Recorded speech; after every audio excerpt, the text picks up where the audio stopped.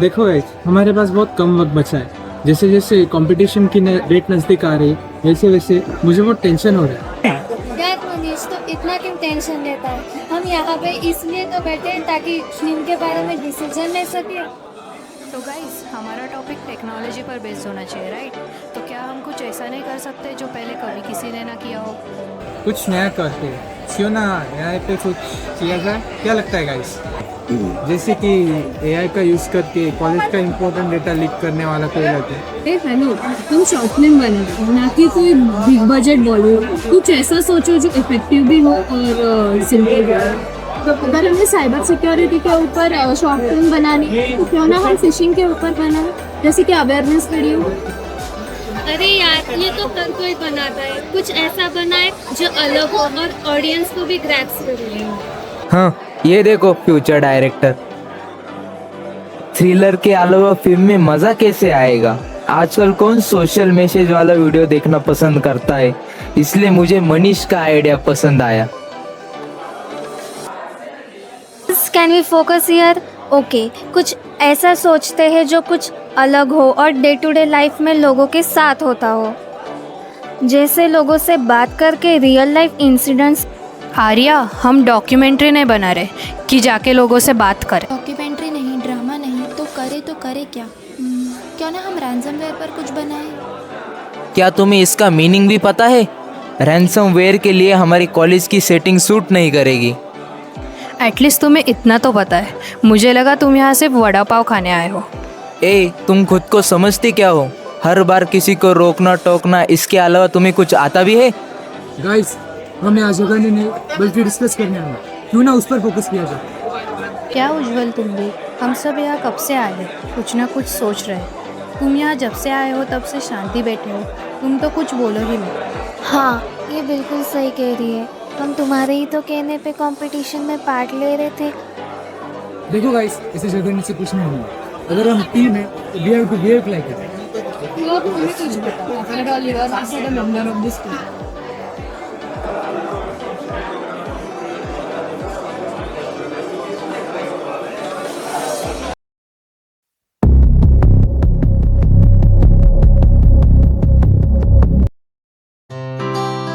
तो हमारी कहानी शुरू होती है एक इंजीनियरिंग कॉलेज से, जहाँ सपनों की कोई मर्यादा नहीं होती। वही हमारा कहानी का मेन किरदार अपने सपनों के लिए एक उम्मीद के साथ आया। एक ऐसा लड़का जिसका सपना, उसकी मंजिल एक इंजीनियर बनना था, और उसी सपने को पूरा करने के लिए वो आज एक इंजीनियरिंग कॉलेज में आया है। एक लड़का जो पढ़ाई में होशियार होने के साथ एक अच्छा इंसान भी है। हमेशा दूसरों की मदद करने में कभी संकोच नहीं जताता।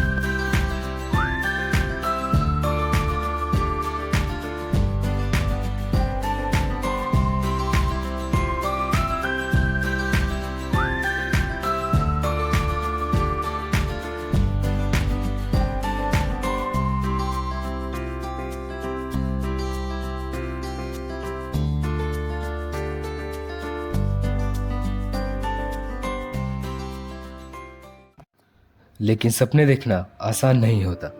पैसों की कमी पूरी करने के लिए वो दूसरों के असाइनमेंट्स भी कंप्लीट करके देता था, क्योंकि कम उम्र में उसे घर का मुखिया बनना पड़ा। एक छोटा परिवार, माँ और बेटा। पिता, जिसको उसने 3 साल पहले ही एक हादसे में खो दिया था। उसके पिता कोई ऑफिसर या बड़े आदमी नहीं थे, बल्कि उनकी एक सेल्स पर्सन की जॉब से घर चलता था। उनके जाने के बाद काफी मुश्किलों से संघर्ष करके अभी उनकी नैया चल पड़ी थी। दोनों ही अपनी परिस्थिति से बंधे हुए थे, लेकिन फिर भी एक दूसरे का सहारा थे। पर जिंदगी का कोई भरोसा नहीं होता। भले ही सपनों को पूरा करने के लिए जिद हो, पर छोटी मोटी रोजगार से कॉलेज की फीस नहीं भरी जा सकती। ये दोनों ही जानते थे।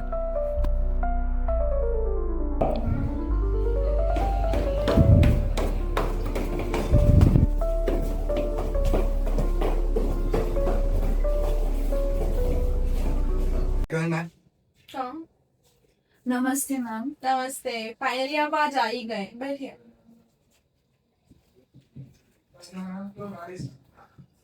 तो हो गई फीस जमा? हमने फर्स्ट इंस्टॉलमेंट भर दिए है और एडमिशन के वक्त हमने 10,000 रुपये भी भर दिए। ऋषिकेश, तुम 2.5 महीने से यही बता रहे हो। देखो, एडमिशन कंफर्म करते वक्त तुमने 10,000 रुपीज दिए थे, लेकिन अभी भी तुम्हारे 50,000 रुपीज बाकी है। मैम मेरे पास अभी 30,000 रुपये अवेलेबल है, उतना मैं अभी भर सकती हूँ।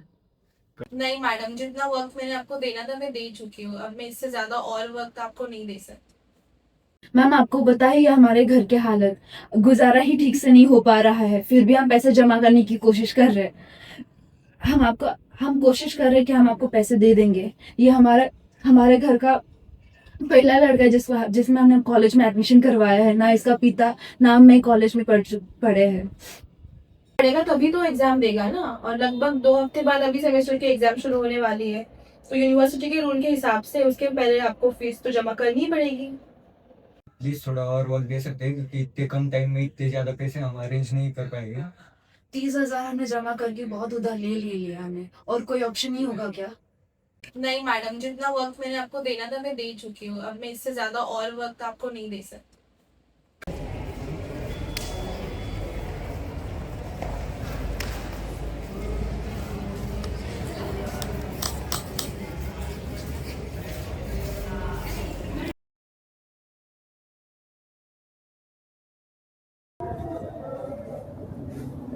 क्या करेंगे आप बेटा?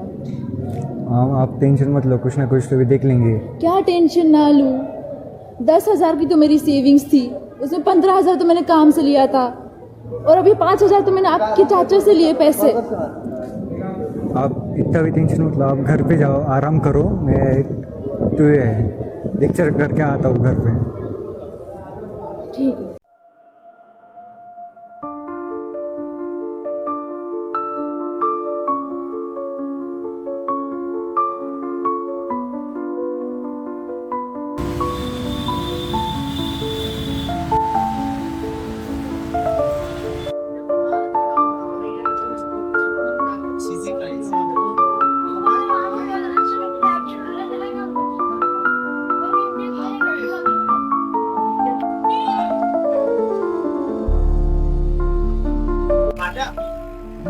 ऑर्डर दी थी हमने कितनी प्राइस दिए थे क्या? नहीं माफ कर दो आप। लाते तो खुद ही लाते।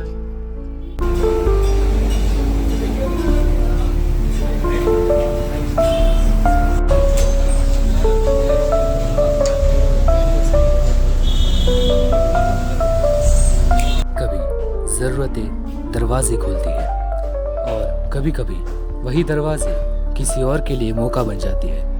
वो माँ थकी परेशान, फीस की चिंता में डूबी, बस थोड़ा सा सुकून ढूंढ रही थी। उसे क्या पता कि उसकी उम्मीद ही अब किसी और के लिए चाल बन चुकी है। कहानी यही से मोड़ खाती है, जहाँ एक ज़रूरत किसी और का हथियार बन चुकी है।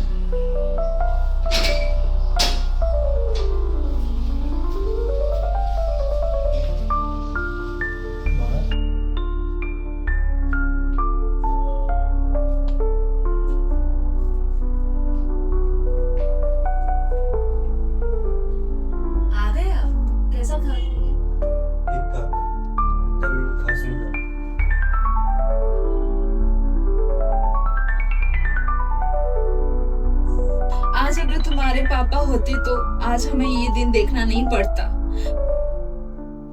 पता नहीं आगे सब कुछ कैसा होगा।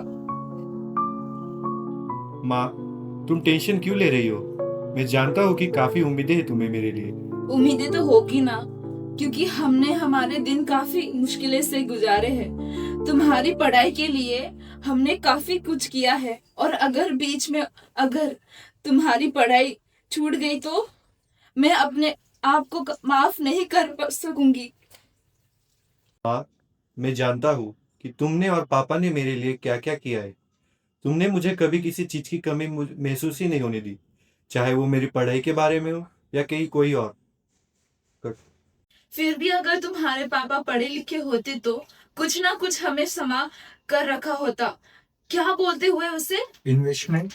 हाँ वही। अगर तुम्हारे पापा ने अगर ये सब चीजें करी होती तो आज हम कोई टेंशन नहीं होती।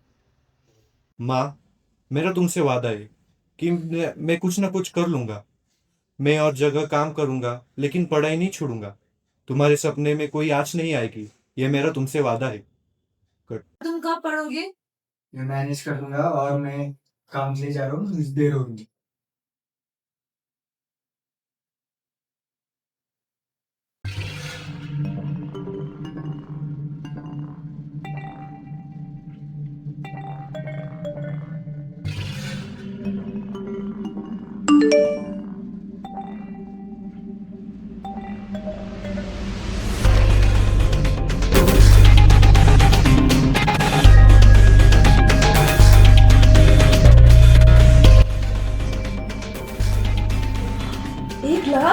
इससे तो मेरा पूरा प्रॉब्लम सॉल्व हो जाएगा।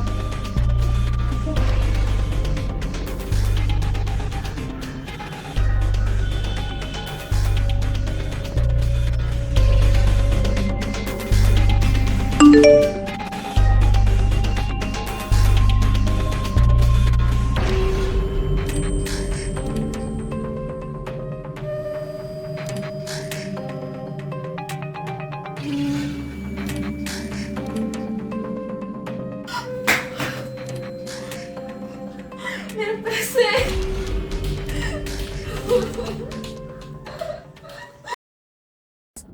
ये स्टोरी तो बस एक एग्जाम्पल है, पर असली दुनिया में हमारी स्टोरी की तरह काफी सारे फ्रॉड्स होते हैं। जैसे कि हमने स्टोरी में देखा कि कैसे माँ शिकार बन जाती है फ्रॉड का, और किसी की जरूरत है किसी के लिए मौका बन जाती है। Oh right, someone's need becomes someone's opportunity. Exactly आ रहा है। और इनमें ज्यादातर शिकार होते हैं वो लोग जो टेक्नोलॉजी का सही इस्तेमाल करना नहीं जानते, और इनमें कमी होती है डिजिटल लिटरेसी की। इसमें ये कमी ज्यादातर देखी जाती है उन लोगों बूढ़ों में, अपने हाउसवाइफ्स में और बच्चों में। सही है। मेरी मम्मी को आज तक किसी को ऑनलाइन पैसे भेजने में नहीं आया था, और उनको इन चीज़ों के बारे में कुछ पता भी नहीं था। फिर मैं उन्हें समझाने जाऊँ इन चीज़ों के बारे में, तो वो मुझ पर ही गुस्सा करती थी, कहकर कि ये उनके साथ ऑनलाइन फ्रॉड या स्कैम हो जाएगा। इसलिए हमारी माँ को जरूरत है डिजिटल लिटरेसी की। जैसे कि हमने कहानी में देखा कि कैसे उस माँ ने अपनी सारी कमाई हुई धनराशि एक हैकर्स के चक्कर में आके खो दी।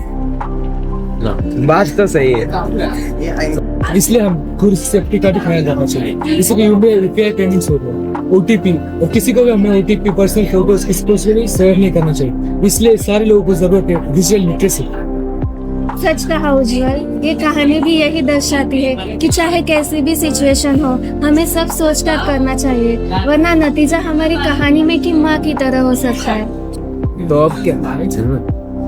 तो अब कुछ नहीं, अब शुरुआत होगी स्क्रिप्टिंग। तो गाइस अब मजा आएगा। I think we should head for further preparation. चलो चलो, बहुत काम बाकी है।